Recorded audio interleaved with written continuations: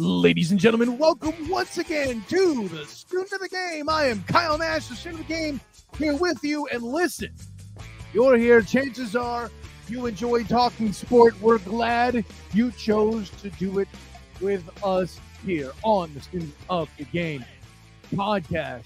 Man, listen, I know that you guys probably see the title of this episode involving first quarter chaos and avoiding overreaction.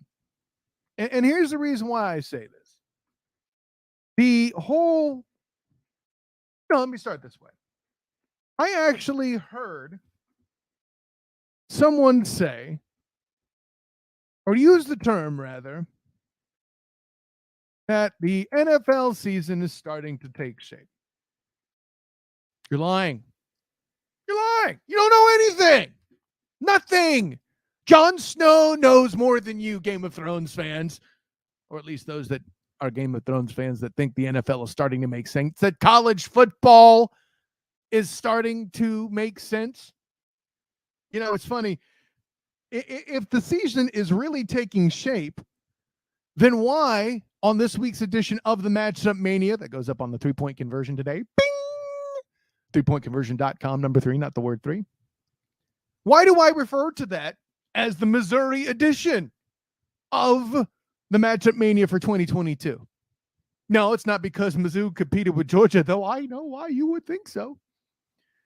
No, Missouri is the show me state. If I have this many games where teams are still trying to show me what they are, well, it sure as heck isn't a situation where things have taken shape. Sure, we know still that we have the Bills and the Chiefs. They're going to be head and shoulders, I think, for a while still. I know that Buffalo lost a game here and there. You know, the whole situation losing to Miami. Probably should have lost to the Ravens. We'll get to that in a minute. But nonetheless, here we are.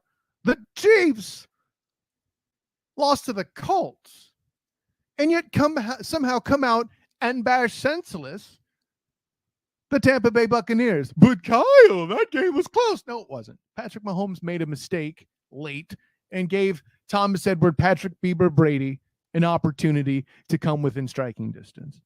And listen, Brady does what he does. He's a Hall of Fame quarterback. He closed the gap when given an opportunity, and at the end of the day, it didn't matter.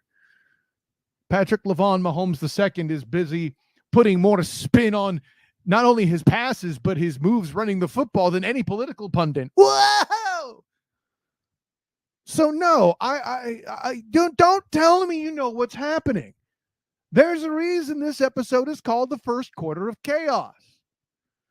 You have how many undefeated teams all vying for the 4th spot?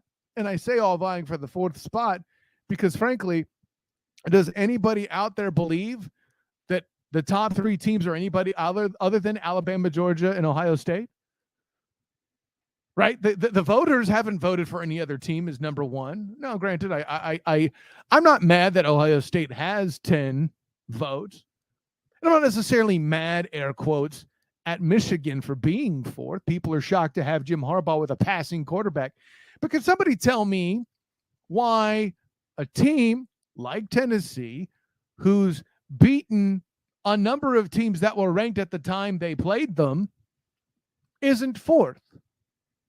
Now, granted, they're going to play Alabama this week, so it doesn't matter. I figure this will be the last time I'm clamoring for Josh Heupel to be in the top 4 after this loss, unless we're in a position where I could campaign for 3 SEC teams because, you know, I'm that guy. And oh, by the way, actually, that is an interesting thing to ponder for Tennessee.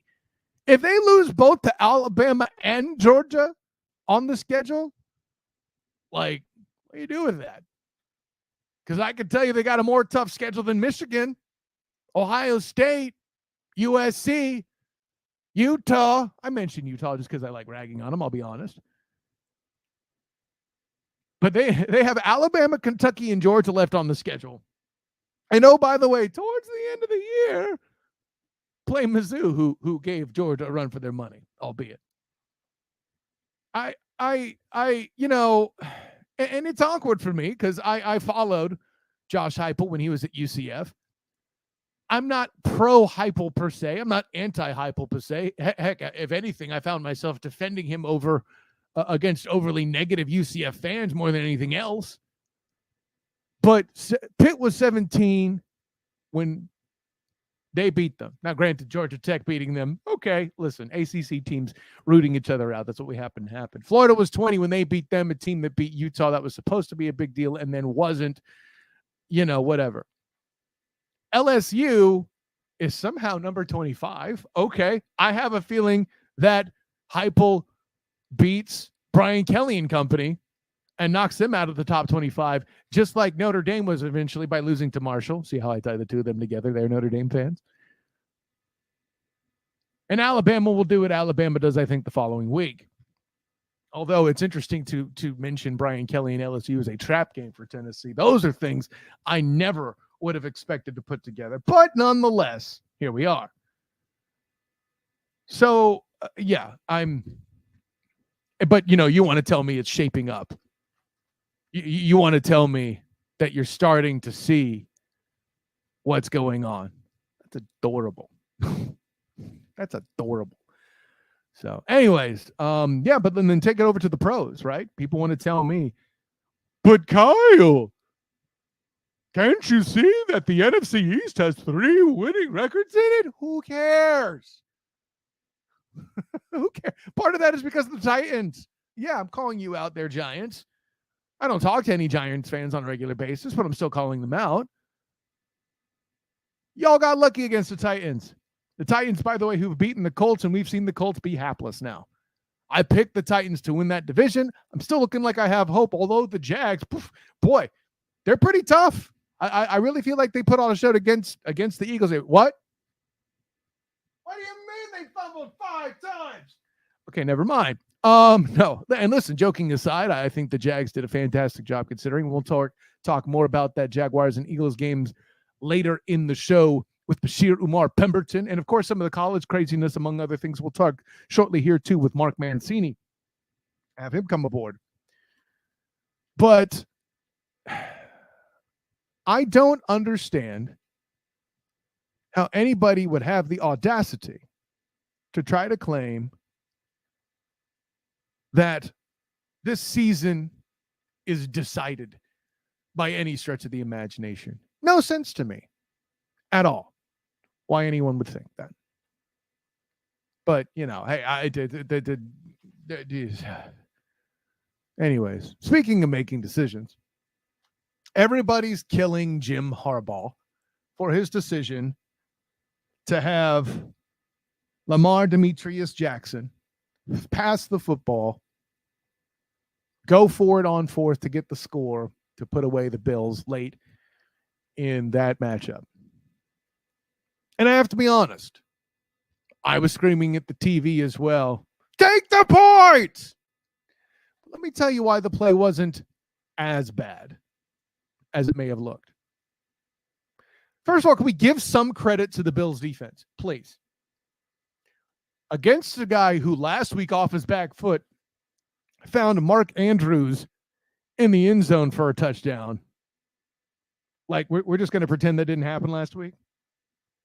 That wasn't amazing? Newsflash, it was. Hello. Lamar Jackson can make those throws. He can make that happen. If you're Jim Harbaugh, you're remembering that last week. Perhaps one can argue a little too well. And that's fair. That's fair. Also, one could argue that maybe, just maybe, Harbaugh's an aggressive coach. He overthought the room. He assumed that it was either touchdown or put Josh Allen and their team on the 2 and let the defense take care of business. Which is weird that people are doing the whole, he doesn't trust his defense scenario when, like, the choice that he made was to very obviously put the Bills further back. But whatever. I'm not here to get into that. What everybody seems to be ignoring is while we believe that John Harbaugh made a bad decision, and I say we because I include myself in that, right? Whilst we believe that John Harbaugh made the wrong call in not taking the points, he did make the correct play call. There is a receiver that comes open in the back of the end zone. And if Lamar Demetrius Jackson is not pressured as completely as he is by a Bills defensive front, who still somehow is not getting appreciated the way they should, in my opinion. Sure, they've gotten some love. I just don't think they've gotten enough. And granted, they haven't done anything fancy like, pick off John Matthew Stafford in prime time to take to the house to steal a game. Boy, I'm still weirded out that the Niners won that game, by the way. But hey, I don't have it in here anymore, but I was about to make a joke about EJ getting mugged because he won the bet that I'm going to buy him a student of the game mug. I might get him a tool time one as well, just for good measure, because, I'm a funny guy like that, but I'll leave him in suspense. But no, it's hard for me to completely say that John Harbaugh is a horrible coach. He did his part. The Bills defense just did theirs. But that's what happens sometimes when you shove all the poker chips into the middle of the table, right? And let's not make the mistake of comparing this to John Harbaugh going for 2 in situations as he did last year. Or even Mike Vrabel going for 2 against, sorry, not Mike Vrabel, Brian Daboll going for 2 against Mike Vrabel and the Titans. You were in a position when you had a team on your heels, or you were in a position to where you had a lot of injuries on your team and you're trying to minimize the damage while also simultaneously walking away from a game with a win. That's what going for 2 is. That's what's different here. Here, what John Harbaugh did, if you want to talk about losing faith, how about losing faith in Lamar Demetrius Jackson to bring his offense back in the event that Josh Allen and company score a touchdown or come away with the field goal? For my money, when you take the points there, which I was screaming to do long before the ball was snapped, and this isn't me going, but Lamar threw a pick. Listen, Lamar threw a pick trying to make a play. That's what guys do sometimes when they are, MVP candidates that do so much for their offense as Lamar Demetrius Jackson does for the Baltimore Ravens. And I don't think the facts of that case are at all in dispute. But what I also prescribe is perhaps one considers that maybe, just maybe, a lot of this criticism doesn't happen if Lamar completes that pass. There are going to be some people out there in the mainstream media that go, oh, what a gutsy call by John Harbaugh. But today, what I would tell you is this. He should have taken the points. Had he won, I'd have been like, take the points, John. That was, I hated that he went for it, but he rolled the dice and won. And you've heard me give that evaluation for similar plays. But I'm not going to sit here and tell you that John Harbaugh isn't still one of the best coaches in the NFL, right? We're applauding Mike Tomlin more often than not about his aggressiveness on 4th down. And obviously this situation is different than that. I really feel like Tomlin would have kicked the ball here, and it leads to, at times when aggressive coaches don't move towards the aggressive, they're going to get criticized harder. And I can make an argument that there's something I've been harping on quite a bit of Mike Tomlin, where he leaned toward the non-aggressive. Oh, no, he's doing it again. He's protesting. No, sir, I'm picketing. Mitchell Trubisky was asked to sit after the struggles against the New York Jets this past Sunday. And here came Kenny Pickett. 2 rushing touchdowns. And granted, the Steelers still lost the game 24-20. But when you have a rookie in at quarterback being dug a hole, this is the kind of thing that happens. Sure, I think they were more hoping for something along the lines of Maddox, getting hurt and then Roethlisberger winning the second half, which is sort of what happened in a way, but not precisely, because Roethlisberger didn't throw as many interceptions. And I know that's what people are going to say. Well, Kyle, you got your way. Kenny Pickett came into the game and threw 3 interceptions. Okay, let's get a couple things out of the way. One was a Hail Mary to try to win the game late, and the dude chucked it in a fashion that was the ball was flung down the field. I don't know that Trubisky could throw it that far. So with that alone, you have a superior thrower of the football in your rookie off the bat, no questions asked. 1, 2.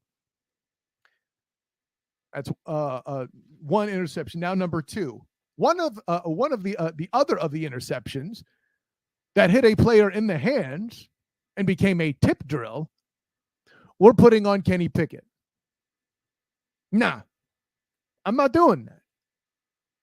If a more experienced quarterback who's known as a gunslinger throws that pass, we're not having this conversation, right?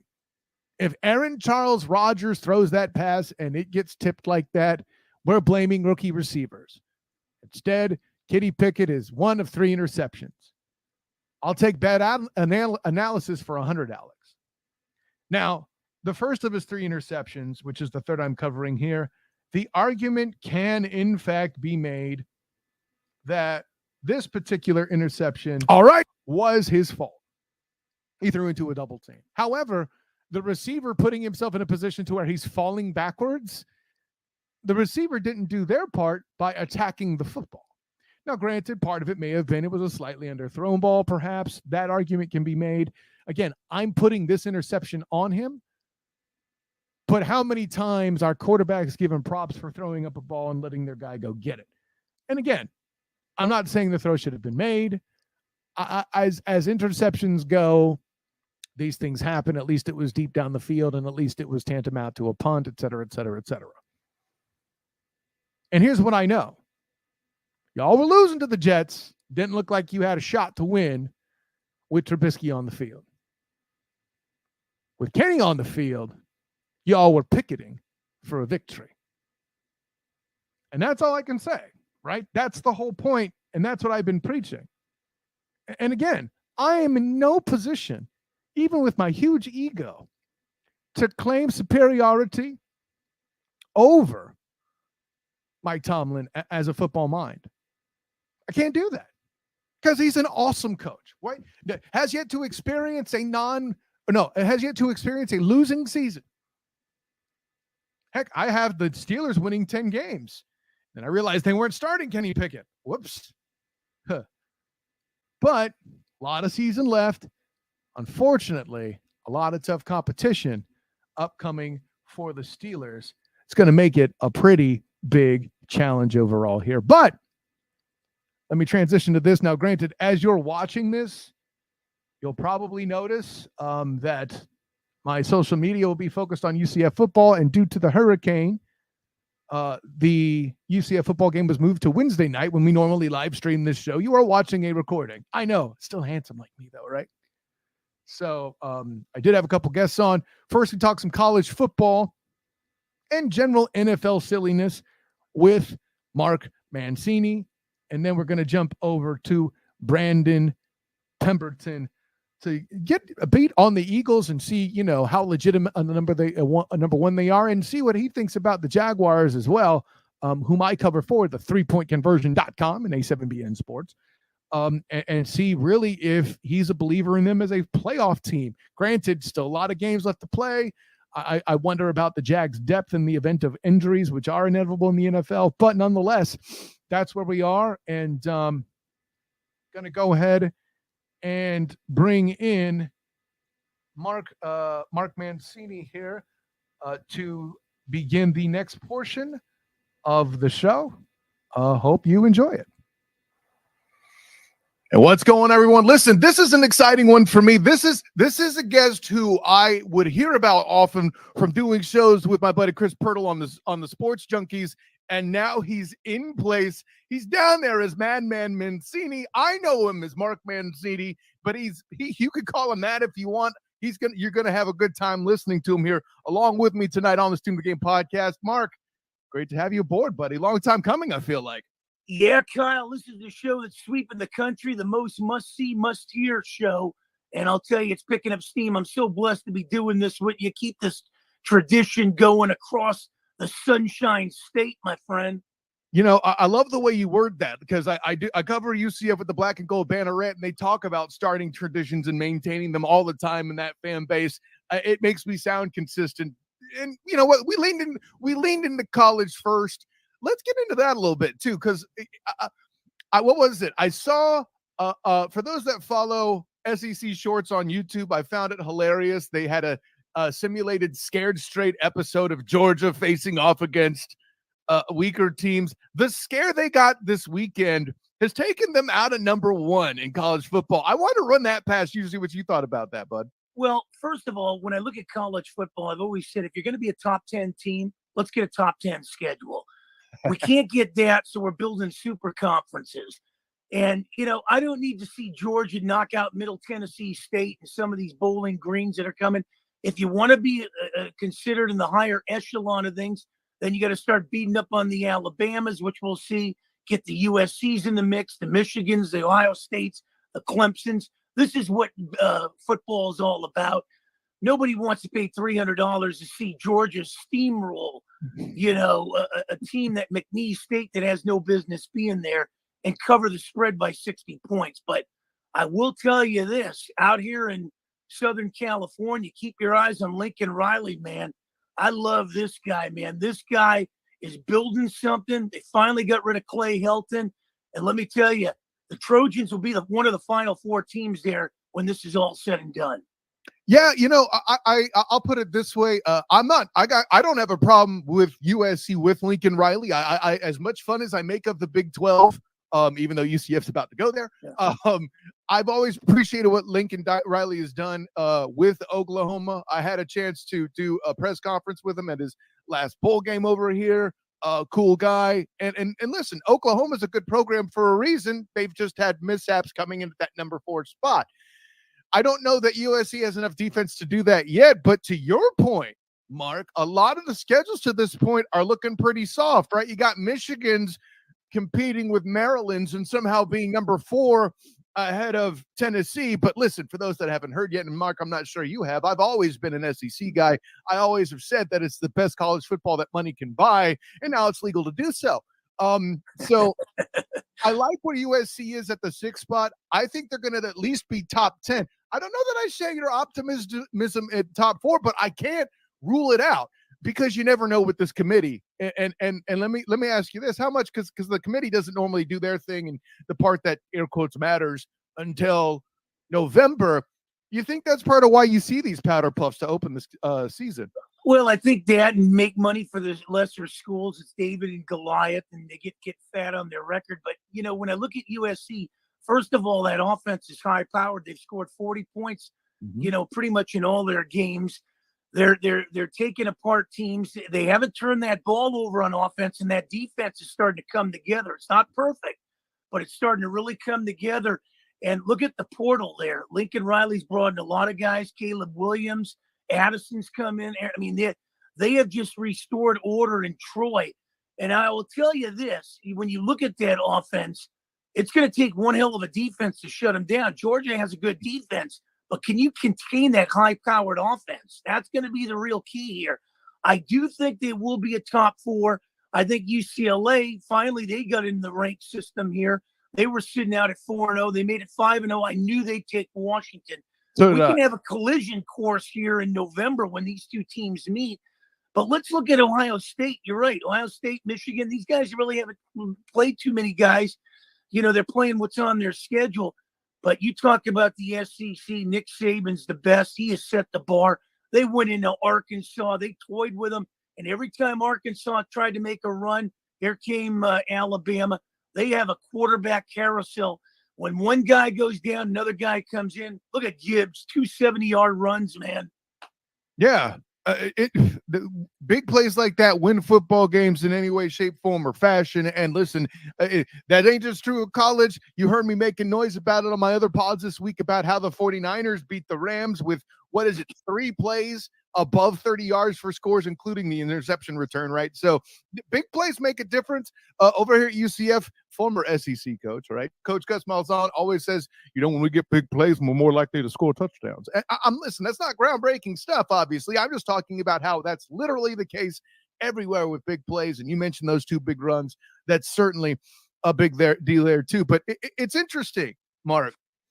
You got USC about to go into the Big Ten, UCLA making their mark in chopping down the Pac-12 on their way out.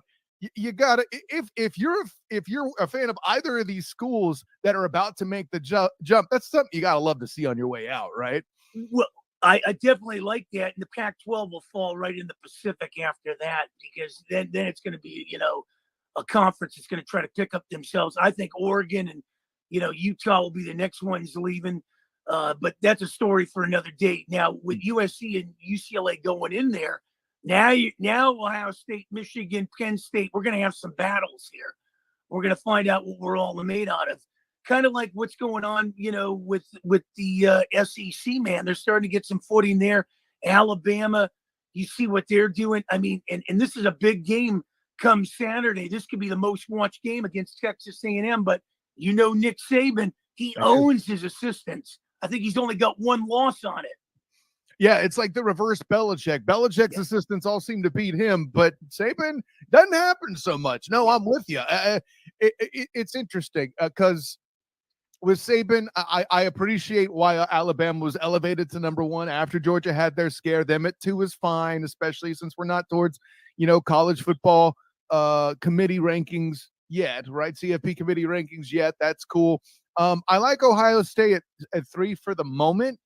Michigan's at 4 because Harbaugh has a passing quarterback, something I don't think he's had at his coaching career there yet, despite how much Michigan fans have wanted him fired in the past. I tried to tell you people, but you wouldn't listen, that keeping him around was the right move. But take out the pandemic. I know that was a rough year for everybody, even Ed Ogeron. Anyway, so with all that, I'll say this. There is a lump of teams that are all vying for that 4th spot.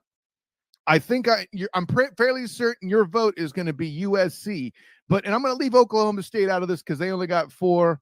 Actually, you know what? I'll go ahead and include them. So, but there are teams crowded at 4 or 5-0 around that spot. Michigan, Clemson, USC, Oklahoma State with the most beautiful mullet in the United States in the form of Mike Gundy, and then Tennessee, Ole Miss, and Penn State. Of those teams, who do you think should be 4? Well, other than USC, I would say keep your eyes on Penn State. They went in Auburn and beat them. So, they're coming on. I think Penn State, Clemson could get beat. We can, see where that thing goes. But I like Penn State to move up if I'm not playing with USC here. And listen, with this weekend being against Michigan, if they pull that off, I think, this is a sportsman at work, ladies and gentlemen. He knows what he's doing. I like it. No, I'm looking forward to that game too. I kind of think Jim will handle business on that one, but hey, as a 49er fan, I am predetermined to enjoy Harbaugh. As somebody who appreciated Andrew Luck, I'm predetermined to enjoy Harbaugh, so I can call bias there. But that's a big one too. I'm glad you called it out. We'll talk about that result next week because I think that'll definitely shake up what goes on in the Big Ten out of there for sure. So let's go ahead and transition to this real quick. We mentioned Penn State. Let's keep it in the state of Pennsylvania. I don't know how much of my show you've heard, Mark, but for those that have been listening throughout the season, I have been in protest about the fact that Mike Tomlin has started Mitchell Trubisky. One might even say, Mark, that I was picketing. But listen, because of the start with the Jets, apparently I can put the protest down.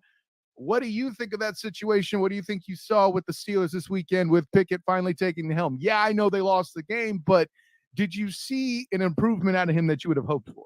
Well, first of all, when I look at you got to be able to block out the noise. And how you block out the noise, you got to put the earplugs in, get the ice in the veins, and look at some of these people as pylons. You just got to go around them on the road. I think Mike Tomlin now has kind of, fell to the pressure and hearing to start Pickett. I'm from the old school where John Elway carried the Kiplord for Steve DeBerg and guys like that. You learn the system, Dan Marino. Because I think when you learn the system, you get that knowledge and expertise that you can carry it in. When I looked at Trey Lance in San Francisco, when I looked at Justin Fields in Chicago, and even Zach Wilson in New York, I'm seeing these guys are 15-minute car chases. People are paying big money to start these guys right away. And once they fail after 3, 4, 5 games, now we're drafting quarterbacks in these cities. I think the biggest mistake the 49ers did was getting Trey Lance. They should have went with Kyle Pitts. they would have had one hell of an offense there with Kittle and everything, and kept Garoppolo. Now Lance is out, and you see where they bring Garoppolo back. They're not going to win in Chicago with Justin Fields. And if Zach Wilson can't stay away from his mother's friends, who knows what that's going to turn out to be. But I will tell you this. I would have liked to see Trubinsky keep going. The offensive line is weak. They got to shore it up. But when you're 1-3 in a division that the Ravens have pretty much given back, the Ravens should be sitting up there 4-0, giving up games definitely back-to-back weeks to Miami. And, that's you can't, lose games to Buffalo and Miami like that when you have substantial leads. So now the pressure's on Pittsburgh, and they're going in a stretch where it could be the hardest. They might not win a football game if they didn't make the choice till November sometime, because they're getting Buffalo, Tampa, and all these teams coming in. Pickett's going to take his licks, but I will tell you this, 2 rushing touchdowns, that's a first. And I will tell you, Pickett and Mac Jones are going to be, along with Trevor Lawrence, are going to be decade quarterbacks. Yeah, no, I think that's strong too. And listen, I actually, I'm going to bring it up with Brandon Pemberton in the next segment coming up, because we're going to talk about the Eagles and Jags game. And despite the disaster for the Jags that game was, they still kept it within the score, turning the ball over 5 times, Mark. I mean, that's pretty huge. And listen, because the Jags were mired in the situation that they were in. Yeah, that's another pun. I've used it before. But mired in the situation that they were in, Trevor Lawrence, in my mind, is still a rookie. Travis Etienne is still a rookie because he missed all of last year with injury. So that's an up-and-coming team, and they're threatening the Eagles, who are regarded, well, I don't need to talk about regarded. They have the best record in the NFL right now. So that should tell you everything you need to know. Everybody's got them at least at their top 5 at this point, one would think, based on that alone, right? So I'm glad that you point out Mac Jones, who unfortunately he's hurt. I'm glad you point out Trevor Lawrence. I like a lot of the work they're doing so far in situations that haven't necessarily been ideal. Yeah, no, I'm not trying to compare Meyer to Bill Belichick, but that roster is pretty awful in New England. I think we could leave that at that. So yeah, I mean, right. Go ahead, Mark. I think when you look at, I look at big quarterbacks that stand in the pocket, can see the defenses, and I like Jacksonville. And I said it on the XM show that Jacksonville will have a better record than Miami. And people are saying, "What are you drinking, Mancini?" But here's the thing: Jacksonville in that division, they have the best quarterback in their division. They got these 2 number 1 picks. They got Doug Peterson, who's a player's coach that shows them how to win. They're playing on house money. Miami, on the other hand, has a Papa Smurf playing quarterback there that can't see the defenses, that gets injured. The question's out with like him and Kyler Murray. Can you win in these cities with these quarterbacks? And they're not even the best team in their division, Miami. Buffalo is going to be there when it's all said and done. Who knows what, New England does and the Jets. And we've seen this swan song in Miami for quite a few years. They start out like a bat out of hell. Come the end of December, they need 1 game to get in the playoffs, and they can't do it. Yeah, no, and I wrote for the Dolphins Wire for 2 years. One was 2018, where they were doing good until they lost the 3rd starting O-lineman and Tannehill, right? That should tell you how far back that goes. And then I wrote for the what was it? The tanking for Tua year. I tried to tell them to get an O-lineman, trade back, get an O-lineman, and get clever for Trevor the following draft, but they didn't want to listen. And now Jacksonville is rendering it all. Thank you for giving me an opportunity. Yeah. Well, I'll tell you, things run in 3s. There's no Zach Thomas there. There's no Jason Taylor, and there's no Dan Marino. Yeah. That's a fact of the case for sure. And we'll do some other 3s, right? They got rid of Kenyon Drake, Minka Fitzpatrick, and Laramie Tunsil. There's another 3 for you. Exactly. Now I know someone's going to say Laramie Tunsil, they got an offer they couldn't refuse. I get it, but the other 2, they still hurt. And I'm not even a fan. Getting back to that Philly Jacksonville little team in the sorts, Alabama Clemson, everybody was reconvening there. But Philly, I've always been a big Jalen Hurts, even when he was in Alabama. Then he went transferred. This guy is really giving them life in Philly. Can they sustain it? They did have a great, draft, great offseason. My team on that side of the coin has always been the Skins. I think you need to get rid of Ron Rivera, man. There's something wrong in Washington. Yeah, listen, when it comes to the Red Tails, sorry, Commanders, when it comes to that squad, I've not been a fan of their rebrand. I've not been a fan of their hiring. I have said before it was cool to criticize Ron Rivera that he was riding the coattails of Cam Newton in Carolina. And yeah, listen, if you're talking about shipping Rivera, Riverboat Ron needs to steam on. I'm with you on that. Exactly. I really think he's on the hot seat here. Actually, what is it? Somebody asked me on a different podcast on the Student of the Game Report on the Football is Awesome podcast with Ernest Christian. Bing! He had asked me to talk about how much of a hot seat he's on. I gave it an 8 out of 10. So sound about right to you there, Mark? It does. And, with everything that's going on in Washington, Theismann and Riggins and the Hogs and everything. And then we get the name change. We get the boat thing with the cheerleaders. We get, dissension in the ranks and everything. And, I really liked Carson Wentz. He's struggling of late. But, before that, we hadn't had a quarterback there since Kirk Cousins. So, I don't know. They just they play small ball there, kind of like what Indianapolis does. It's not working. Their last 2 games have been horrendous. Who knows what team is showing up against Tennessee? Yeah, they don't have the Colts beef, nor do they have Jonathan Taylor, and yet they're still trying to play that way. I'm 100% with you, and I know Jags fans, to make it full circle, still wish they had that one. That's a loss that everybody, Jags players included, from when I talked to them in the locker room, feel like that they should have had that one as a dub. So yeah, and getting back to the Niners. Hey, the Niners own the Rams. They are they have the Rams in their back pocket. I don't care what anybody says about the Niners. They have put it together. Shanahan's over there I love Garoppolo coming in his own, man, resurrecting it after Lance went down. And let's face it, they have figured out the Rams. They have stolen McVay's playbook since the Super Bowl days. He found it last year beating Cincinnati, but they've figured out Stafford to Cup, and they've exposed that. And Jalen Ramsey's probably in Stephon Diggs' back pocket from the first game of the year. Well, yeah, no, I listen, if you want to be critical of Ramsey, I'll be the first to say he's overrated. Not bad, just overrated. And listen, I think I'll put it this way. In the battle of teams that lost their super awesome left tackle, Whitworth, of course, to retirement for the Rams, Trent Williams to injury for the Niners, I picked the Rams simply because of the fact that Garoppolo looked the way he did, granted, starting jitters, sure. And then the left tackle situation, Trent Williams, I mentioned that.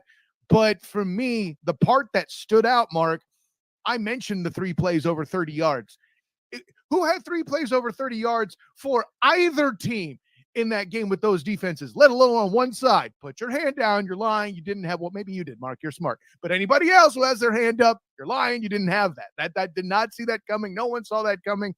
And to your point, listen, credit to Garoppolo. I've been critical of him, not so much of his play per se, though. He does make mistakes at times. He's not. I'm not going to call him elite. I'm not that. What's his words? Right. Crazy, yeah. But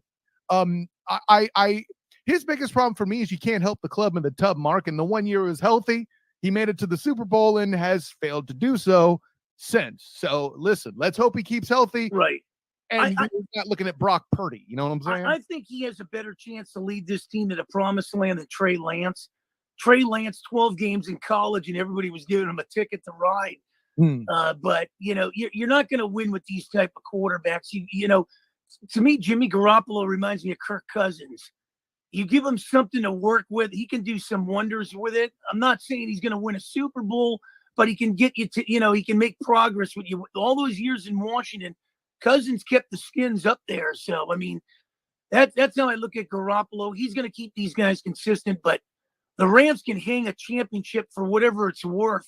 But let me tell you, they are still the 49ers bitch. It seems to be that way, man. It's hard to argue with. And I know the 49er Nation loves every minute of it, man. I follow what you're putting down there.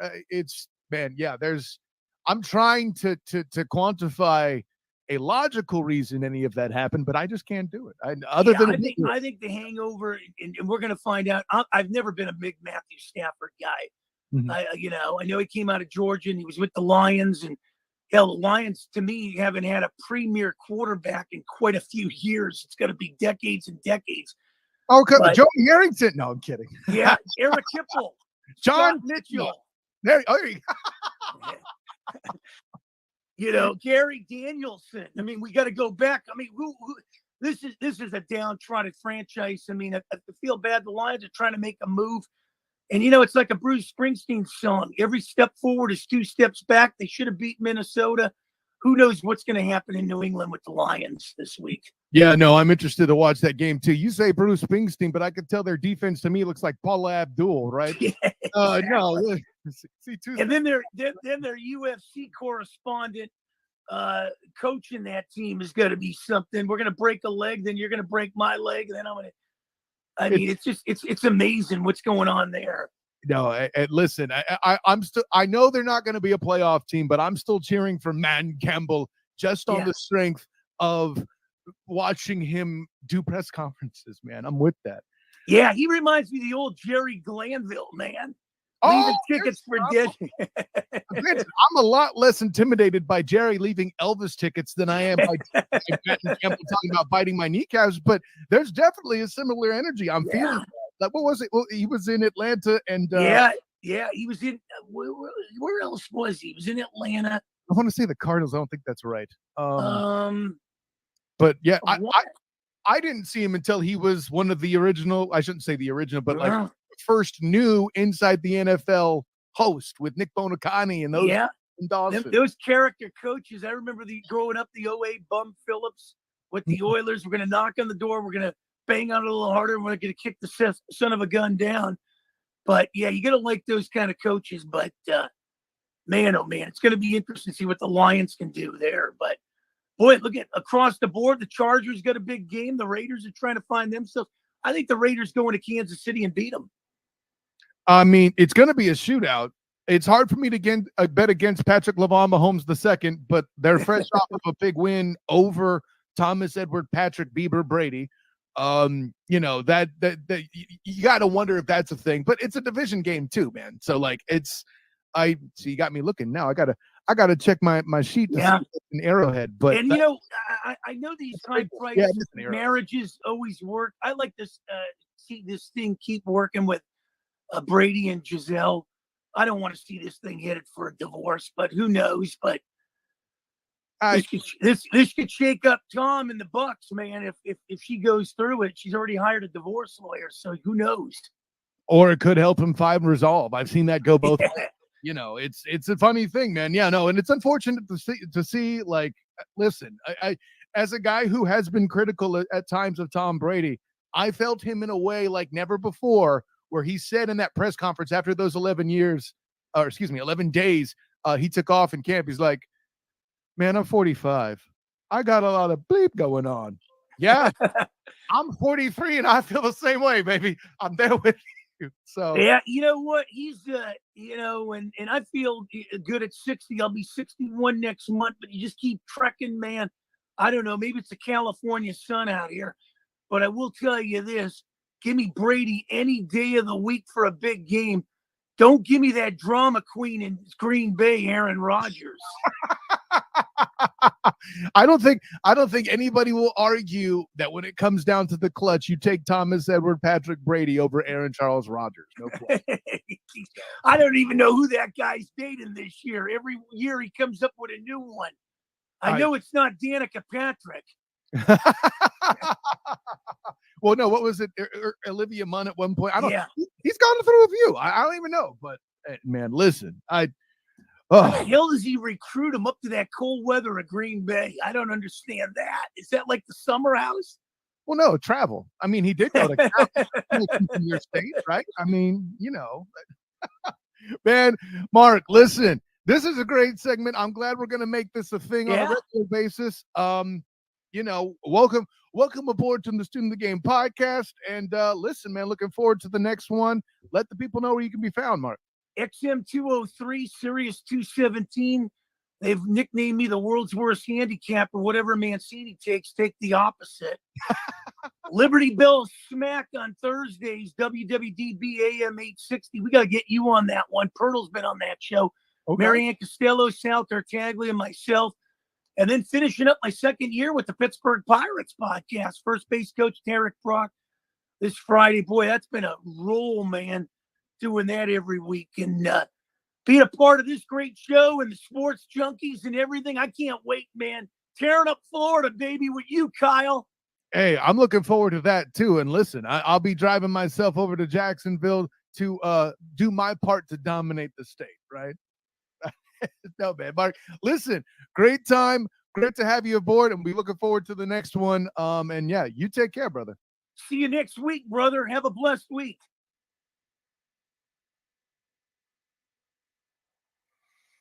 And what's going on, everyone? Listen, this is an exciting one for me. This is a guest who I would hear about often from doing show. And with that in mind, ladies and gentlemen, yeah. So Mark Mancini, thanks to Mark for coming aboard. Awesome segment there too, all the way around. Had a lot of fun with that. So look out for him next week. We're probably going to kick the pod a little earlier, actually, and open shows with Mark. So that'll be fun to talk a little bit of football and sport in general. We're not limited to just one particular piece of action there by any stretch of the imagination, but keeping it back to the NFL. Listen, we had hyped this up. I had mentioned it on multiple outlets that the Jaguars heading over to play the Eagles would be an excellent test for both squads. And while one could argue the Jags' performance did disappoint to an extent for, football fans in general, not just for those who are Jacksonville fans, Eagles fans probably have an interesting outlook after that game too, after the way that went despite the turnovers in question. And to analyze that, of course, I brought aboard my friend Basheer Umar Pemberton, the Muslim football scout, here to do the thing and talk about that a little bit. So let's go ahead and bring him in now. All right. So, hey, just as promised, I said it in the preview. I'm going to get this guy back. We're going to dive a little bit deeper on the Eagles, and I have delivered the promise. Thank you, BP, for coming in. Basheer Umar Pemberton, the man you know as the Muslim football scout, here to profess and preach football knowledge as it should be known, man. Hey, good to have you back again, brother. Kyle, thanks for having me. I really appreciate it. Hey, no doubt, man. Listen, we appreciate you and for what you're going to be able to bring in here. And listen, you've been a guy who's followed the Eagles since I've known you. And I got to tell you, I was curious to get your eyes on the Jags and the Eagles in particular. And listen, this was the first game I really got to watch the Eagles kind of close. Yeah. I have to admit, hey, listen, being here in Florida, you don't always get all the Eagles games up in front and center. I had seen what I had seen so far and was impressed, obviously, and not just because of the record. But let me get into this. So, we were talking before we got going here. I really would have liked to have had a game to go over with you that didn't necessarily feature 5 turnovers by the Jags. That was a little unfortunate, but let's get into this. Quick lead by the Jags. What do you feel like they did well, and what do you feel like the Eagles did to adjust? I mean, I think they had started out quick, short passing game, tempo. I mean, Doug Peterson, knowing him from being a former coach here, I know that he comes out with a good script to start the game. And also, he's a really good quarterback coach. And I knew when the Jags hired Doug Peterson, then we would start to see the development of Trevor Lawrence, which, I'm still bewildered with the whole Urban Meyer situation. The fact that anybody had the audacity to hire him as an NFL coach. I mean, last year basically was a wasted year for the Jaguars. With him there. It was a wasted year. Yeah, I still kind of consider Trevor a rookie. Is that safe to do? Yeah, I mean, because last year that franchise didn't get proper coaching. Yeah. It wasn't ran right. It was a complete clown show. Trevor Lawrence, he had that team had no chance last year with the way it was being ran. And now that you got an actual coach in the building, and he got his coaches that he brought with him. I mean, you see in these first 4 games, even though the Jags lost, You see the difference when you got a culture, you got structure, you got a coach that knows what he's doing, a guy that knows how to lead men.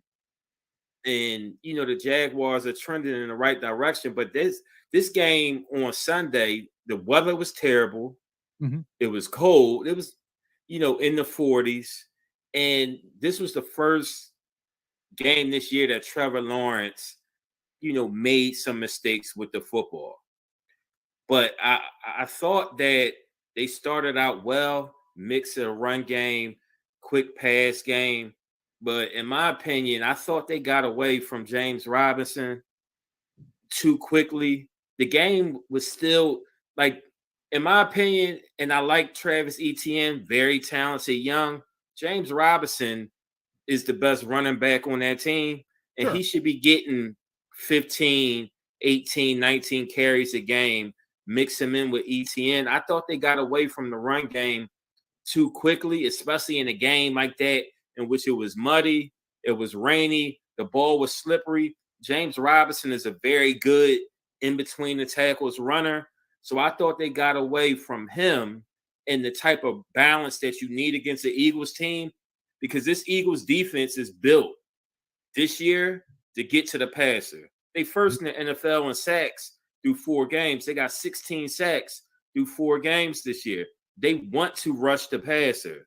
So you got to have some sort of balance against the Eagles so them guys just can't tee off on your quarterback.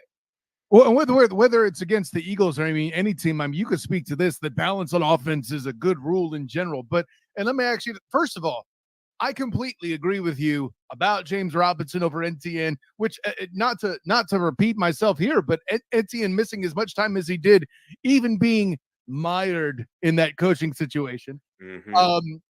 He was hurt. So he's essentially a rookie all over again too himself. James Robinson, I like him. I think he's fantastic. I would even kind of reach back in the past, not to say that these guys are Fred Taylor and Maurice Jones-Drew, but the Jags have had success with running committees in the past. Exactly. Jamal Agnew has done things as kind of a Swiss Army knife. He'll run the football. He made some plays here too. Yeah, he did. Also a great special teams guy. I really like their room there. No, I like where you're going with all of that. And I kind of felt like they got away from the run too soon as well.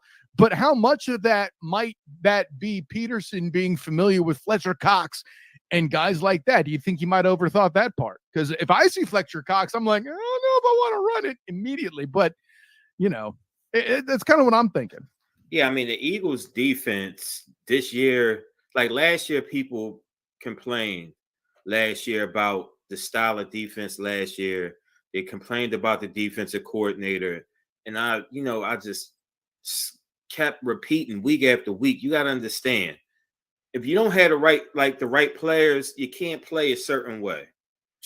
Perfect example here in Philly. Sean McDermott was the Eagles defensive coordinator at some point in the early, before he went to Carolina and then before he got the Buffalo job.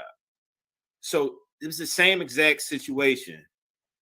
The Eagles' cupboard was bare defensively, and he could only play shell coverage, like cover 2, zone, cover 3, quarters. That's all he could play. And people complained about how bad he was. And back then, when I was doing the podcast and stuff, I was like, they don't have enough players. They don't have players. Same thing with Jonathan Gannon last year. The Eagles' personnel and defense stunk. They stunk. They had one cornerback that could play. Fletcher Cox had a bad year. Brandon Graham got injured for the season, the first game of the year. Javon Hargrave had a good first 6 games, disappeared the rest of the season. And TJ Edwards was solid last year, but this year he's lighter, like 10 pounds lighter, better player. And Alex Singleton stunk last year. He's a special teams player. And the safety stunk last year. The other corner that played opposite Slay, if I'm not mistaken, is not even a starter in the league this year. The defense was, all he could do was play cover 2 shell and not give up big plays. Come this year, Howie Roseman does a tremendous job bettering this team offensively and especially defensively. You got better players. You can blitz. You got three corners that can cover. Marcus Epps is coming into his own as a safety. In the pass rush, Fletcher Cox is looking like Fletcher Cox from 2017. Hargrave is playing well. Jordan Davis in limited snaps, he's starting to come on. And then from the edge, you got Sweat. Brandon Graham is back. And then they added Hassan Reddick to the mix. And now you got a legit defense. You got a legit defense now. We both picked this team to win the division in the preseason for a reason. We both, I feel like, had good feelings about the way they drafted, moves they made in the offseason. And then I'll say this, a lot of what I don't think is talked about a lot is how comfortable Hurts in the offense look. I mean, it's last year, night and day. The difference between him as a player from last year to this year, and I know it's early, it's only 4 games, but I didn't think that he could pass the ball at this level as a pro.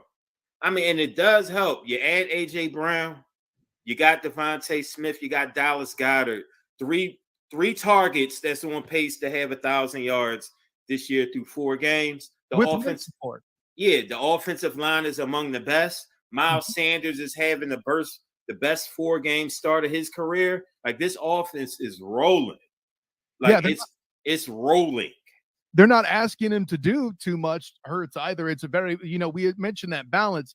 And let me ask you this, too, because I kind of feel like, listen, with 5 turnovers, I'm not going to be, panicky Eagles. I mean, I'm not an Eagles fan, but, like, I don't want to sound like I'm down on the Eagles. But there's an element of impressive that the Jags kept it that close despite all the turnovers. Mm-hmm. And I got to ask you, as somebody with a much better scouting eye than this Jags defense, listen, and I wasn't as down as much as the other draft guys I talked to, but there were a lot of people that mentioned the Jags as having one of the air quotes worst first rounds in the NFL. Yet Trayvon Walker, Devin Lloyd doing things, man. Like, how surprising is it that these guys are delivering? I mean, this front paired with Josh Allen's doing some fun stuff. Yeah. That's why you can't really evaluate draft picks until they start playing. Mm-hmm. I mean, and sometimes people do make some outlandish picks, like people that just don't belong. Walker's situation was the way that he was used at Georgia compared to the way that he's used now as a pro. Mm-hmm. When his pro day came around, we seen the size, the athletics, just raw, athletic ability. And at Georgia, because they had so many players, he rushed from inside a lot.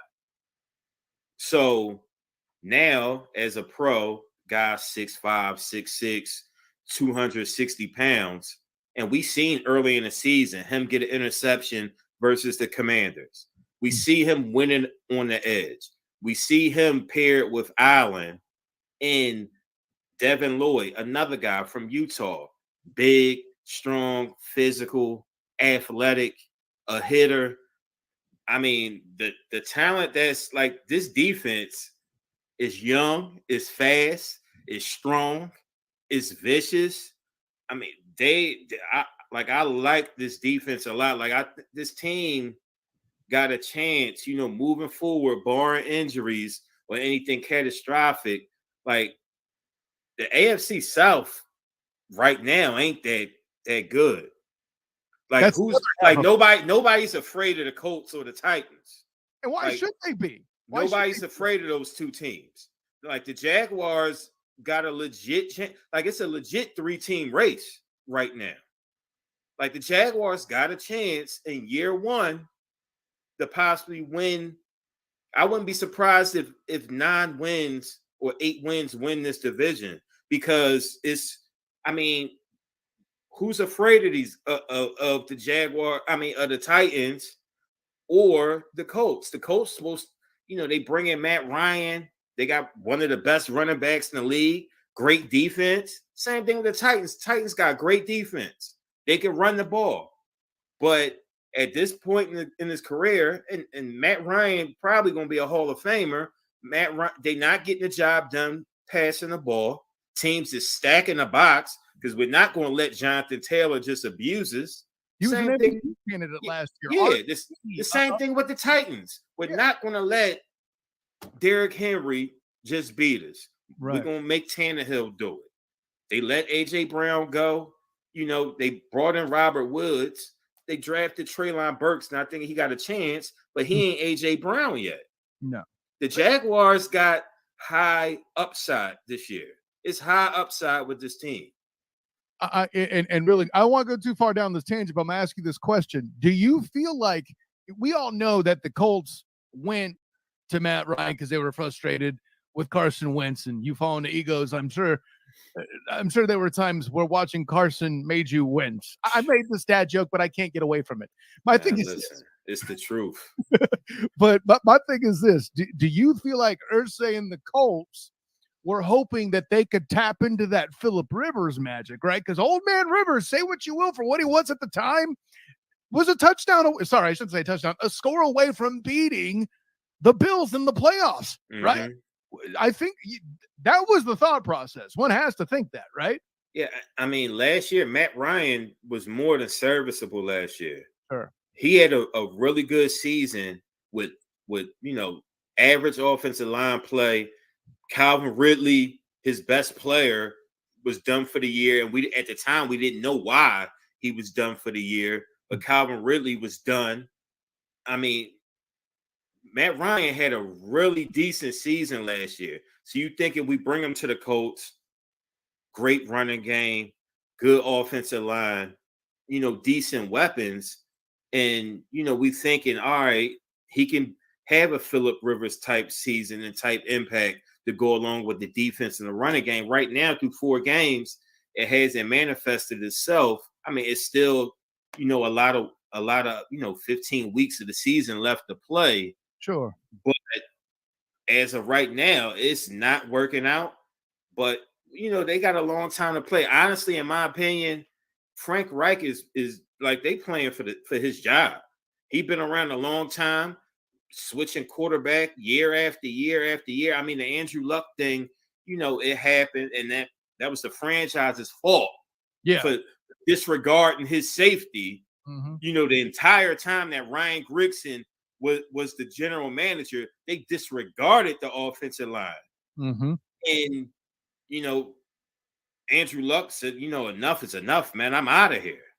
So since then, it's been a revolving door at quarterback, but they've been able to add, offensive linemen that can play. The defense is full of studs. The defense is really good. You draft Jonathan Taylor, really good player. Naeem Hines, one of the best, multi-purpose backs, receiver out of the backfield, kick returner, punt returner. They got pieces.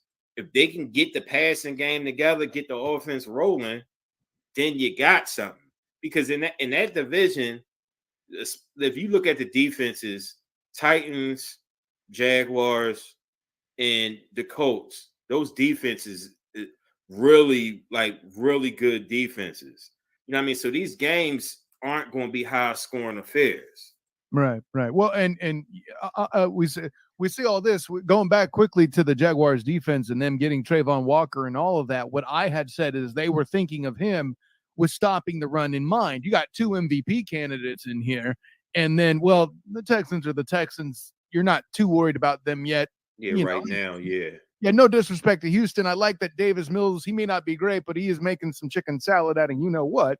So, so I like what they're doing there. But the focus being these other 2 teams, you had to think stopping the run was the first goal. And I think what they've kind of done is also be aware, to Peterson's credit, as a Super Bowl coach, be like, hey, you want to beat somebody, you're not going to be facing a stone-footed Tom Brady anymore in that backfield. Chances are, well, certainly in the if you're the representing the NFC, you won't be, right? But if and the Jags aren't making the Super Bowl, I don't mean to say this, by the way, but to win games down the stretch where you're facing the AFC West, mobile quarterbacks are going to be a thing. And the only guy who isn't known for being mobile is Derek Carr, right? Everybody else can move pretty good. Yeah, I mean, and Derek Carr ain't, he's not a statue. You know what I mean? He's just the least of the mobile quarterbacks in that division. You picked out my wording. I like that. Yeah, because the other day when I was watching the game, they needed a third down conversion against Denver. It was like a 3rd and 15. He got 22 yards on the ground. It wasn't expecting it. I mean, that's not what he prefers to do, but if need be, he can get that every once in a while when the team ain't expected it. The Jaguars, if you look at their defense, the size of the defensive tackles, the overall size of the defense in the front seven, period. It's a big, physical, fast front seven. The linebackers got size, they can run. The interior guys is fast and strong. And then you look at the guys on the edge, good size, good length, strong. I mean, they got a chance.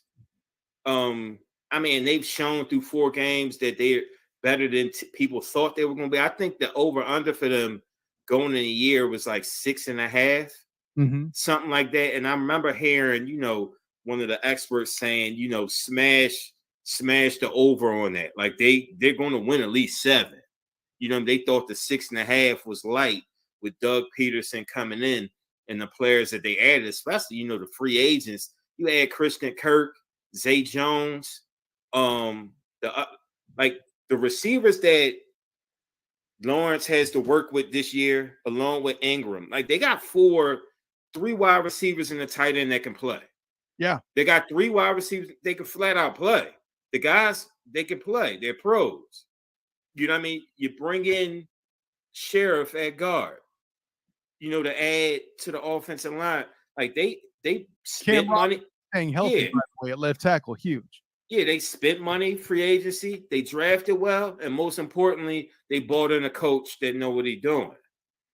Yeah, no, and the joke has already been made in post. I shouldn't say the joke. The question's already been asked of Trevor in post game.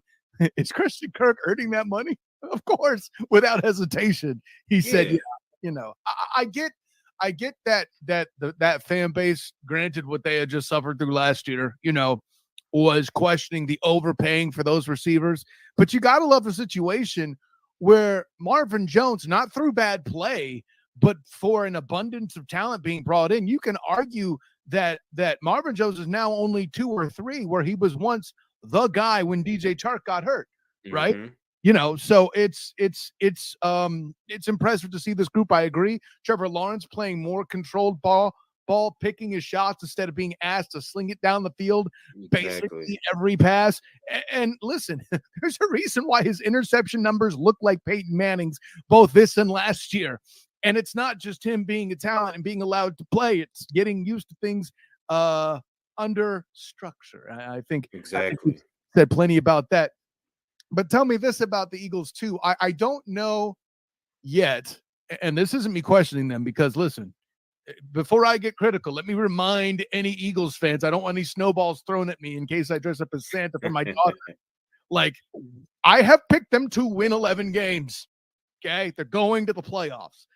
But if I was going to pick a way to beat the Eagles, it would be to create a shootout. Granted, the only way I can do that is to stop the run. Might be problematic.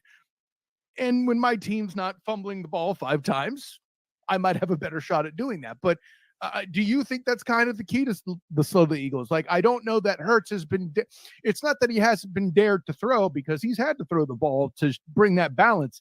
And you mentioned the high scoring affair to open the season. You got to throw the ball when that is happening. Throwing on the lines may not be a struggle, but that's a whole other question. Do you think in a shootout, that's the way to kind of get the best chance to beat the Eagles?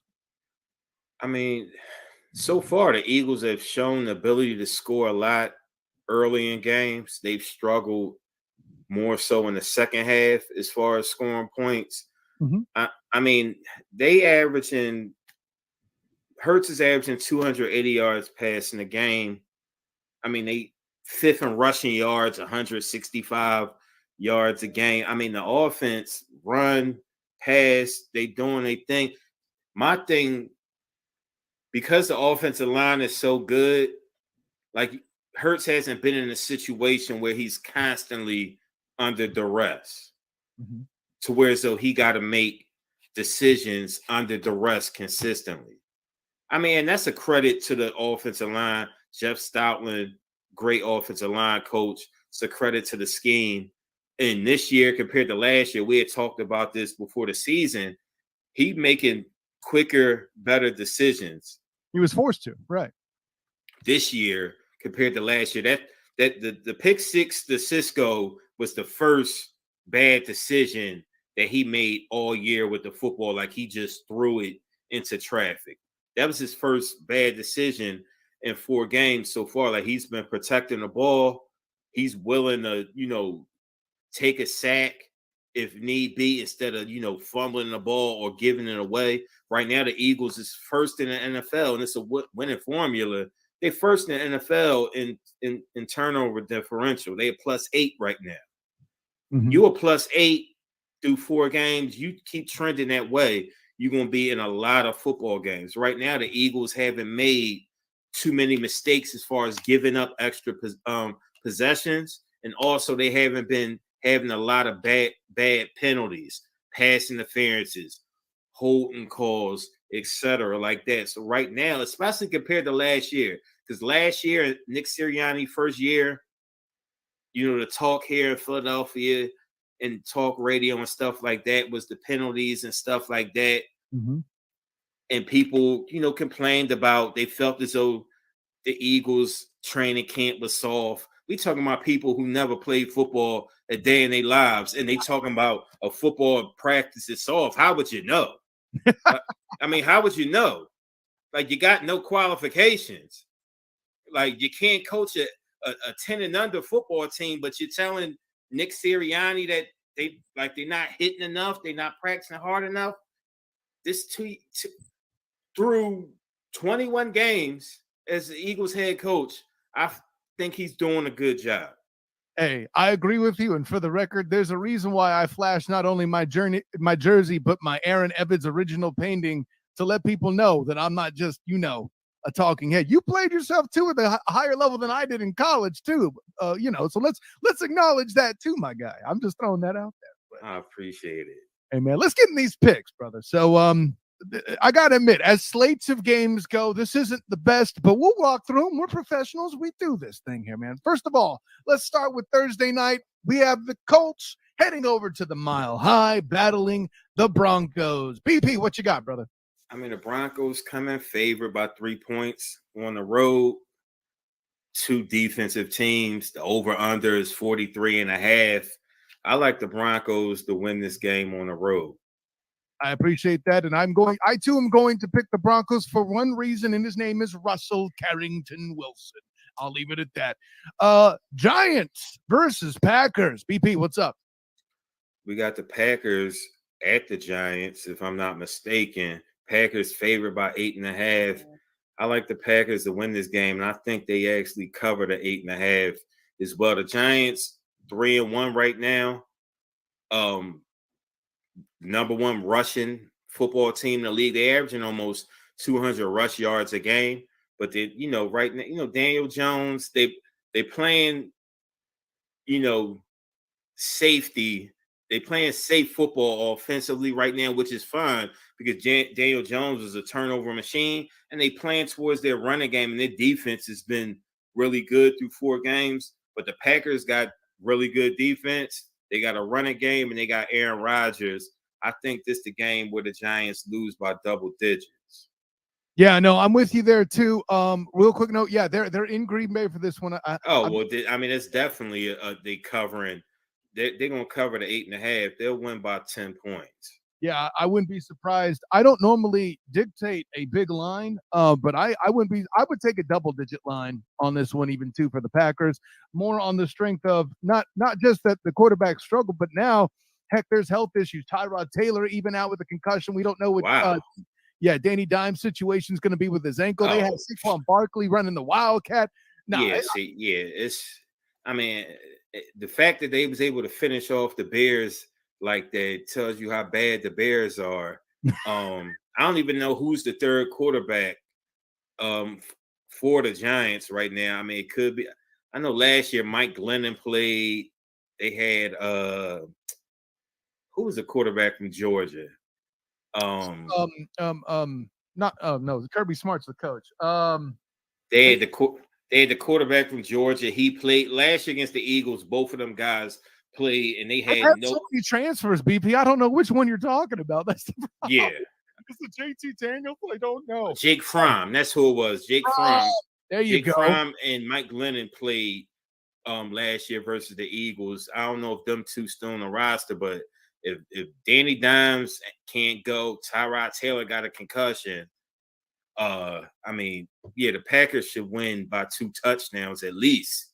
I'm with you on that. I don't know if he's going to get his first start, but I told Coach Tomlin to start Mitchell Trubisky last week. I know everybody's focused on the 3 interceptions, but can everybody please realize that one of them was in the hands of the receiver and the other was at the end of the game on a Hail Mary? Can we take it easy? Yeah, so those 2 don't count. Exactly. You know what I mean? Yeah, one that was on him. Double team wasn't a good decision. Yeah, later on tonight, I plan on, because I wanted to get a look, to see how he played. But the fact, man, is I knew why anybody thought Trubisky had any shot of. He's already proven who he is. I mean, he's not good. Like he's barely average.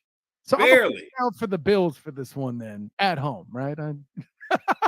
I mean, and they favor about 14. I wouldn't take that. I wouldn't take the 14, but they're going to win. They're going to win the game. I mean, barring a complete meltdown, they take the Steelers lightly, which I doubt they will, because the Bills are on a mission. Yeah, that's an easy Bills win. Chargers heading over to Cleveland. Now, what's interesting about this is they have all the injuries they do. Herbert's limited. Joey Bosa is currently out still. I think he announced surgery 2 weeks ago. Okay. If the Cleveland Browns are going to take advantage of the Chargers, it would be here at home in Cleveland. What say you, BP? I mean, this is a game in which, like, the Chargers can't stop the run, and they don't run the ball. Mm-hmm. The Chargers averaging like 65 yards rushing the game, and they can't stop the run either. So it's a chance for the Browns with Kareem Hunt, Nick Chubb, to beat these guys up, burn the clock, keep Herbert off the field. So I like the Browns to win in the upset, because the Chargers is favored by 3. Yeah, there's no way I would have picked this, seen me doing this in the offseason, but I too have the Browns for the reasons aforementioned, with the injuries and the ability to control the clock. We already talked about how bad a team the Bears are. They're headed to Minnesota to battle the Vikings. What say you, BP? I mean, it's, division game. Vikings favored by 7. They had a good win in London versus the Saints over the weekend. The Bears can't score. And the offensive line is among the worst in the league. Yeah. And, for them to do that to a quarterback with that type of future and that type of talent and ability is ridiculous. Like, it's no way I can expect them to score points. Like, they can run the ball well with Herbert and Montgomery. They run it well, and they run block well, but the pass protection is the issue. Limited weapons in is, as far as receivers and stuff like that. I think the Vikings win. As do I. And listen, as much as I doubt Kirk Cousins, hold on, let me check what time the game is. Yep, it's in the afternoon. We're good. Okay. With that, the Detroit Lions head over to battle the New England Patriots. Now, this might actually be a game, if Mac Jones were playing, that I could see the Patriots breaking 30. But I don't believe Mac Jones is playing, and we have Bailey Zappa?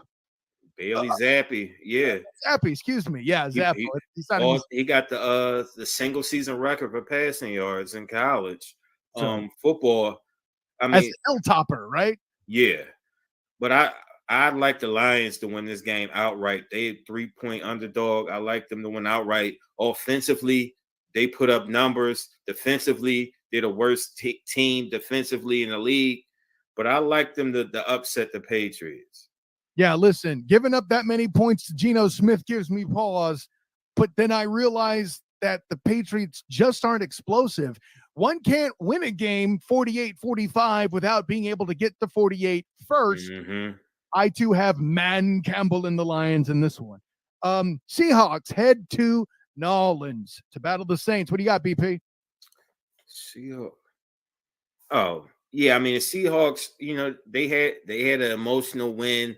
They put up 45 points. They ain't putting up 45 against the Saints defense.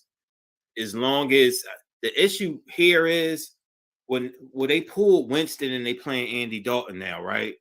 Yes, the Saints. Well, Andy Dalton's not just going to just throw the ball around and give it away. I like the Saints to win this game. Yeah, I'll put it this way. You mentioned it was the Lions that scored 45. The Saints scored 48. Yeah. To your point. And yeah, it's impossible for me to take the Seahawks here seriously because without DJ Chark, without St. Brown, without Swift playing running back, the Lions put up 45. Wow.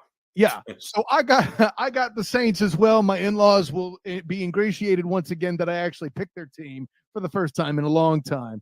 The Dolphins head over to East Rutherford to battle the Jets. What say you, BP?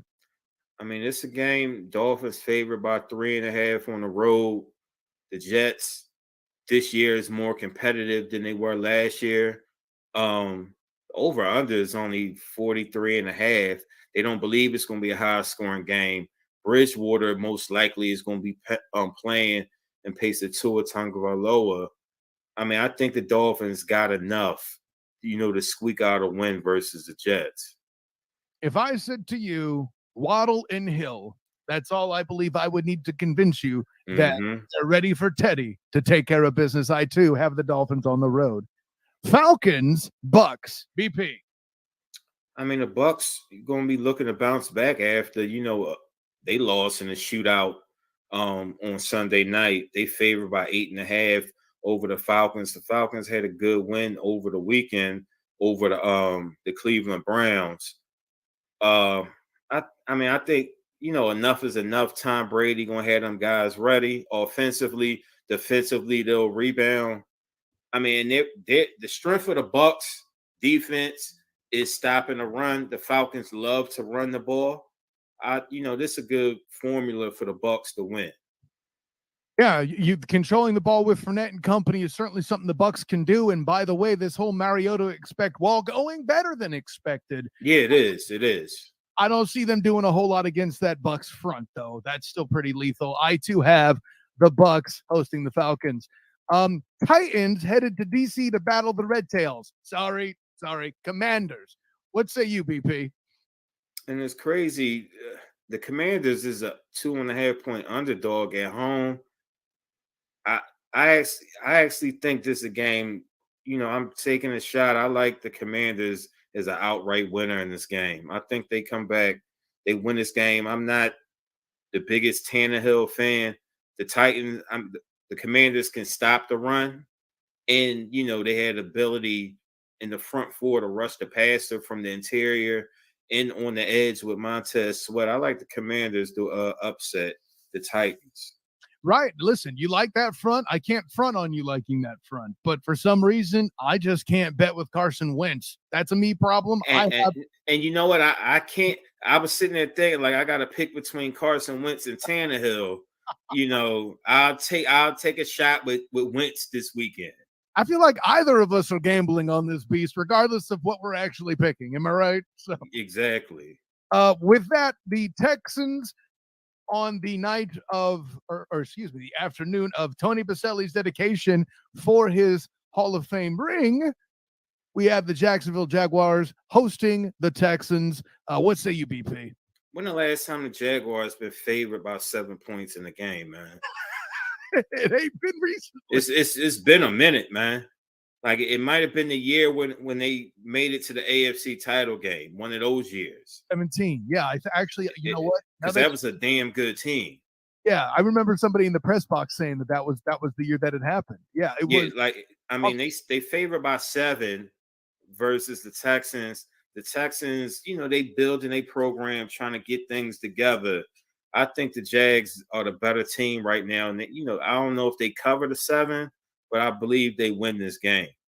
I'm with you too. And listen, the main reason they have the Texans and the Jags on that dedication is because Baselli is involved at one point with both teams. He never played as a Texan, but was a top level pick for both of them for the Texans, of course, in the expansion draft. But I have the Jags. Listen, they're just too balanced. They got too much on both sides. No offense to Lovie Smith or Davis Mills, but the facts of the case are those, and I don't think it's in dispute. The Niners head to Carolina to battle the Panthers. What say you, BP? I mean, I like the Niners in this game. The Panthers defensively are solid, but they can't score. I mean, they teams loading the box. They can't run the ball. I mean, Baker Mayfield is what he is. A okay quarterback. They can't push the ball down the field. You got Robbie Anderson and DJ Moore who can stretch the field, but they can't get those guys the ball because that's not Baker Mayfield's game. I mean, the Panthers got issues scoring. Baker Mayfield, it's going to be a one and done with him with that team. And Matt Rule is going to be coaching college football at the school of his choice next year around this time because he's getting fired. Yeah, no, I let's just say Matt getting fired, I wouldn't rule that out. No, man, I definitely got the Niners. Call me a homer if you want, but I see that defense giving Baker Mayfield nightmares leading into the game in question. I don't think that's a stretch. Cowboys, Rams, BP. I mean, the Cowboys defensively are impressive. That's, what can keep them in the game, but the Rams are impressive defensively. They got the best player. They got Aaron Donald. Earlier today, I watched the Commanders Cowboys game from last week, and they went through 2 left guards in that game. They had somebody in there. They replaced them with Jason Peters, and I love Jason Peters. Jason Peters is going to have a gold jacket one day, but Jason Peters is out here collecting checks, man. Like, he out here committing grand larceny. Guy can't play no more, man. Like, he out here robbing. He robbed the Bears last year blind, and Jerry Jones is enough of a imbecile to sign him. Aaron Donald can't wait to see Jason Peters, man. Like, I'm telling you, like the Cowboys got. I mean, the Rams only favor about 4.5. Both teams got good defenses, but I mean, the Rams should be able to squeak this one out. And I think Cooper Rush is a solid backup quarterback. Mm-hmm. He actually getting the opportunity to possibly put himself in a position for a team to maybe give him a shot as a starter. But I like the Rams in this game. No, I'm with you 100%. I love that you mentioned Aaron Charles Donald handling business up front. And listen, not for nothing, man. If you Cowboys fans out there want me to take them seriously as a playoff team, let them do something in this game. I don't think it's going to happen. I'm sorry. That's just where I'm at. No disrespect to Riptide Rush. He's doing his thing as much as he can. Them not having Dak is holding them back right now because that defense is at all 3 levels. Vicious. That defense is vicious, man. Like the fact that you can move Micah Parsons and you can play him as a stack linebacker inside. But when it's a passing down, he arguably in his second year, one of the best edge rushers in the league. We talking about an array of moves. We talking about speed to power. We talking about arm overs. We talking about push pulls. Like, I mean, people forgot when he was in high school, he was like the number 1 edge rusher prospect. He got to Penn State, and Penn State had guys that's in the league right now at edge rusher. So they, he was such a great athlete. All right, we're going to put him at linebacker. So he didn't get a chance in college to rush off the edge. It was a rare occasion because it's 3 guys. I think Penn State had 3 edge rushers in the last 2 years or 3 years drafted in the first 2 or 3 rounds. So he played linebacker the entire time. He comes, Cowboys have an injury last year, and it's crazy because I know his agent from Philly, and he was on the radio before the draft. He was like, I'm telling y'all, he's an edge rusher. And didn't nobody believe him until last year when they had to play him at DN. And then now he out there looking like baby Lawrence Taylor. I like it. Man, listen, over and above that, if I said to you the coaching matchup was McVay and McCarthy, I know who you're picking. I'm leaving it at that. With that in mind, the Eagles head to Arizona to battle the Cardinals. What say you, BP? I mean, the Eagles favored by 5.5. I don't think they cover that, but I do think they win 28-23.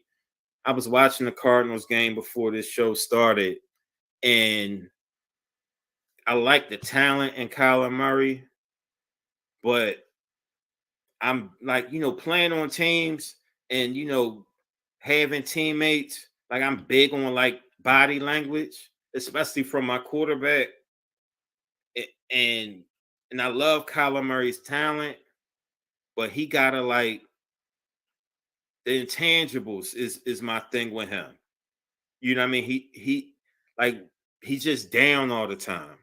You know what I mean? And people can say what they want about Russell Wilson. People call him corny and this, and that. But he a leader of men. Whether people think that, his whole act is fake or not, Russell Wilson a leader of men. You know what I mean? He motivates. He's always positive. Like Jalen Hurts. The players on the Eagles love Jalen Hurts. And they hated Carson Wentz. You know what I mean?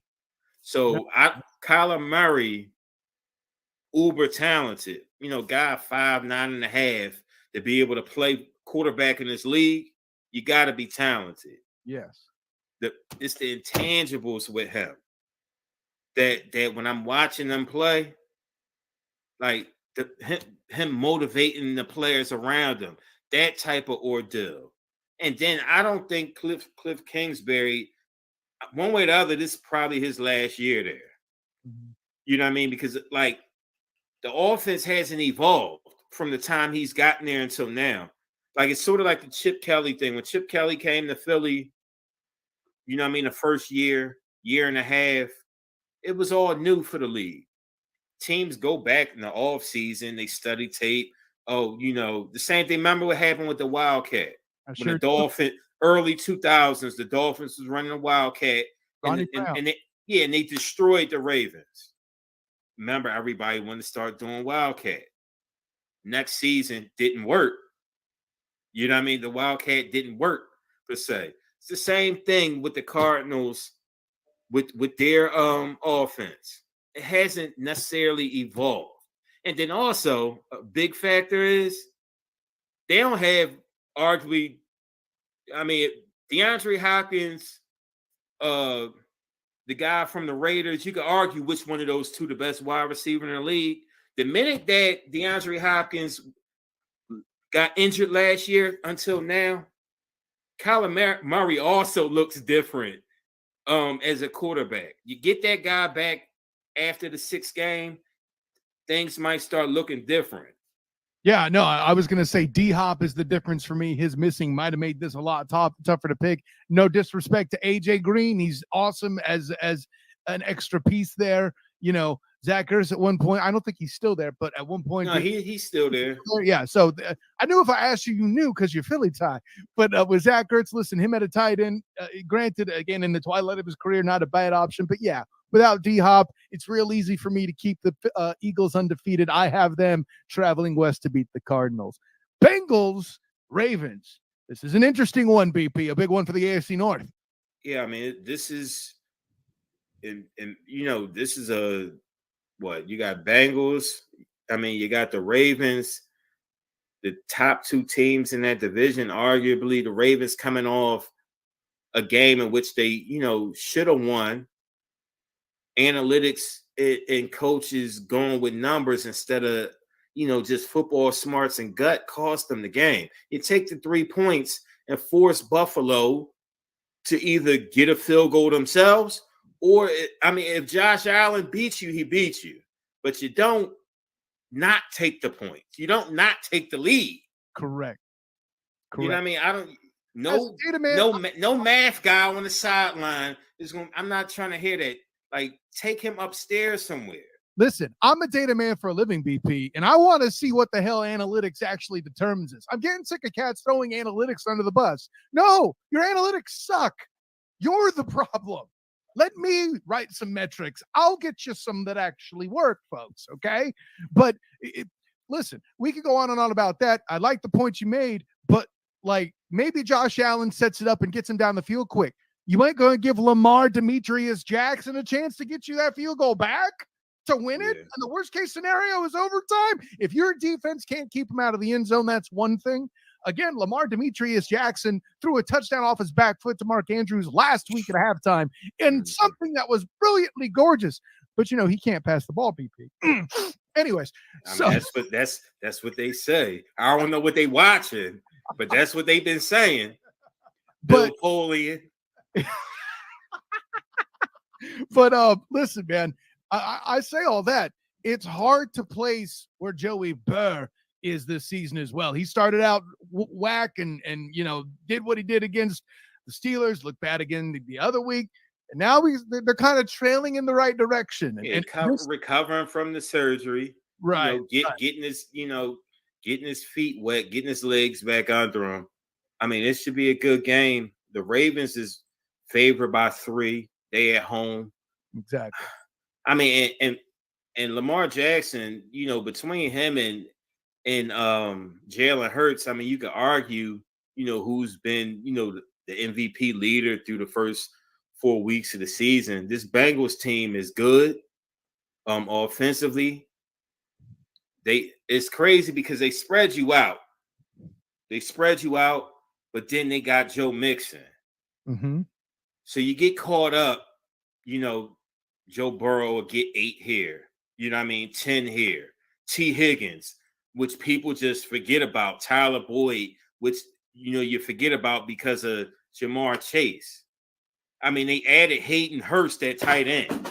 Like, this offense is loaded with skill players. And then the defense this year so far has been playing well. It's a tough pick, man. It is. I tried to stall for you as well. I take the Ravens. Like, I'll take the Ravens to win by a field goal. Listen, I'm gonna do with what I did in the preseason. When it came to these games like this, I just picked who would be at home. I'm gonna do that here on the strength of home field. I have Joey Burr and company take. See that young defense. Yeah, no, I'm still going to take the Ravens. I'm going to look at this moment if I get it wrong. I told myself to shut up, but I got the Ravens here. Anyways, man. So as shootouts go, listen, this game may not be in LA, but there's going to be a lot of slinging of the football on Monday night. Las Vegas battles Kansas City. Carr versus Mahomes. Patrick LeVon Mahomes II. What say you, BP? I mean, I was looking at the over-unders for all the games, you know, earlier prepping for the show. And this game right here is the only game in which the over-under is 50 and over. It's at 51.5. So, you know, it's like if I'm taking the over in this game, you know what I mean? I'm taking the over without a doubt. The Chiefs favored by 7.5. They're going to cover that 7.5. I think they win this game by double digits, but points is going to be scored. Mm-hmm. I mean, the Chiefs scored 41 Sunday night, gave up 31. I could see a similar situation because the Raiders right now, they had a good win. They put up 32 against a good Broncos defense on Sunday. You know, they'll run the ball with Josh Jacobs. They'll use some play action passing. Points going to be scored, but I don't think the Raiders defense is good enough to hold the Chiefs, you know, to enough points. The Chiefs going to win this. They'll cover the 7.5 easily. I'm with you on that. Listen, it's hard for me to bet against Patrick LeVon Mahomes II.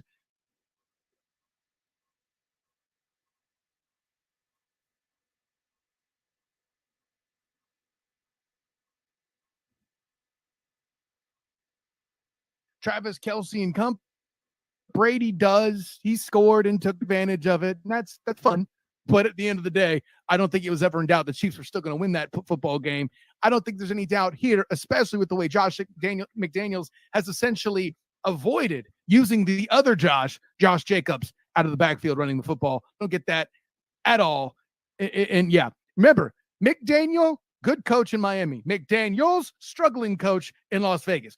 Funny how that works, but that's where we're on that. Yeah. Anyway, that'll do it for this week's picks, ladies and gentlemen. And that'll do it for our time with my man, the football mind, who I love to talk Philly with. My guy, Basheer Umar Pemberton, the Muslim football scout. Tell the people where they can find you, my guy. I mean, you can find me MuslimFootballScout.com, on Twitter at MuslimFBScout. Email me at Brandon2880@gmail.com. And, you know, I just, whenever Kyle gives me a holler, I'm here, man. We're all smarter for it, man. Hey, thanks for coming aboard, PP. We'll catch you next time. All right, bro. Have a good one. Always a good time to have BP aboard. And listen, that'll do it for this week. I think we got a lot of strong stuff in here. Thanks to Mark Mancini. Thanks to Basheer Umar Pemberton. And thanks to you for stepping in to a very interesting edition of the Student of the Game. Once again, overcoming difficulties connected to the storm. We made it through the storm with Jeff Allen last week, although somehow it didn't make it to Spotify. They couldn't make it through the hurricane, and we could. I don't know. And then you had a whole Storm's Brew full of knowledge here on the show with Mancini and Pemberton coming aboard. But listen, an honor and joy and privilege to do this for you every week. We'll be back live next week. But until then, friends, class dismissed.